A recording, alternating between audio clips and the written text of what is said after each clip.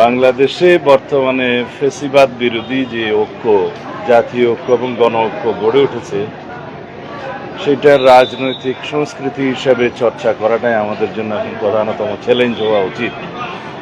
এবং আমি মনে করি এর অন্যতা হলে ফেসিবাদ আবার মাথাচাড়া দিয়ে উঠতে পারে।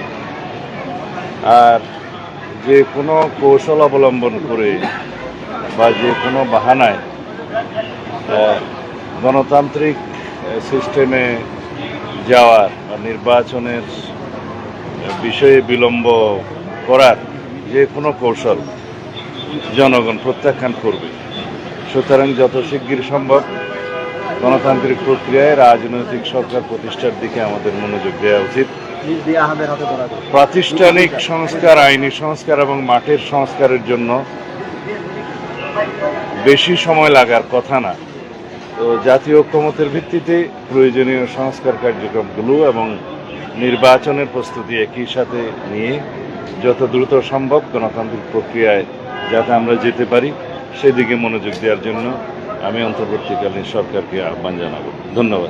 একটা কথা যে নতুন উপদেষ্টা রূপকের সাথে বলেছে যে চলতি বছরের ডিসেম্বর অথবা পরের বছরের মাঝামাঝি নির্বাচনের ডেডলাইনটা একটা রূপরেখা, মানে একটা রূপরেখার কথা সেটা একটি ধারণা, কিন্তু সংশ্লিষ্ট সকল মহল রাজনৈতিক দলসমূহের সাথে আলোচনা করে একটি নির্দিষ্ট রুটম্যাপ দেওয়াই হবে উত্তম কাজ।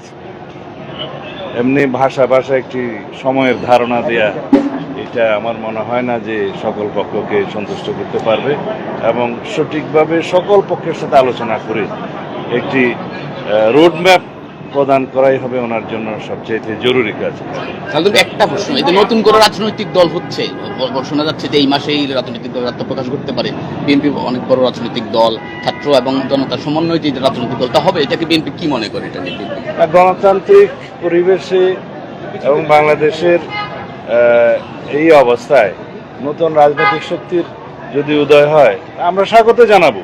তবে সেটা যেন কিংস পার্টি টাইপের এবং সরকারি সহযোগিতায় না হয়ে তারা সুষ্ঠু ধারায় রাজনৈতিক প্রক্রিয়ার মধ্যে জন্মগ্রহণ করে, সেটাই ভালো। আপনি ওখানে চেয়ারম্যান সাহেবের সঙ্গে নিশ্চয়ই আপনার দেখা হয়েছে আর কি, ওনার বার্তাটা কি? আর হচ্ছে আপনারা নির্বাচনের কথা বলছেন, নির্বাচনের জন্য কি বিএনপি প্রস্তুত? কি সেই প্রস্তুতি আছে? ওনার আসার বিষয়ে প্রস্তুতি আপনি জানেন কেন? আমাদের মাননীয় ভারপ্রাপ্ত চেয়ারপারসন জাতিকে ঐক্যবদ্ধ রাখার জন্য, থাকার জন্য আমাদের সকল প্রয়াস নেওয়ার জন্য নির্দেশনা দিয়েছেন। অন্যথায় ফেসিবাদ বিরোধী শক্তি এবং তাদের দোসররা আশকারা পেতে পারে, সেটা আমরা বুঝতে পেরেছি। ইতিমধ্যে সেরকম বিভিন্ন কর্মকাণ্ড জাতি প্রত্যক্ষ করেছে। আর নির্বাচন তো আমাদের সবসময় প্রস্তুতি থাকে, একটা নির্বাচনমুখী রাজনৈতিক দল হিসেবে আমরা সবসময় নির্বাচনের জন্য প্রস্তুতি রাখি এবং পরিবেশ পরিস্থিতির মধ্য দিয়ে আমাদের সেই নির্বাচনের প্রস্তুতি প্রতিক্ষণেই আছে। এখনো পর্যন্ত আমরা মনে করি ওনাকে নিয়ে আসার জন্য সম্পূর্ণ পরিবেশ আমরা সৃষ্টি করতে পারিনি, সেজন্য অল্প কিছু সময় লাগবে। অতি অবশ্যই আসবেন উনি। সংবিধান বাতিলের একটা কথা উঠছে, ওটা কিভাবে দেখছেন? 72-এর বলা হচ্ছে সংবিধান কবর দেওয়ার কথা বলা হচ্ছে, আপনারা বিএনপিতে কি মনে করেন? এগুলো ইতিমধ্যে আলাপ আলোচনা হয়েছে। সংবিধানকে কখনো কবর দেওয়া যায় না। আমরা যে রিপাবলিক, সেই রিপাবলিক এবং যে সংবিধান এখন আছে সেটার পরিবর্তন সংশোধনই হবে আমাদের জন্য সর্বোত্তম পন্থা। এ বিষয়ে আগেও কথা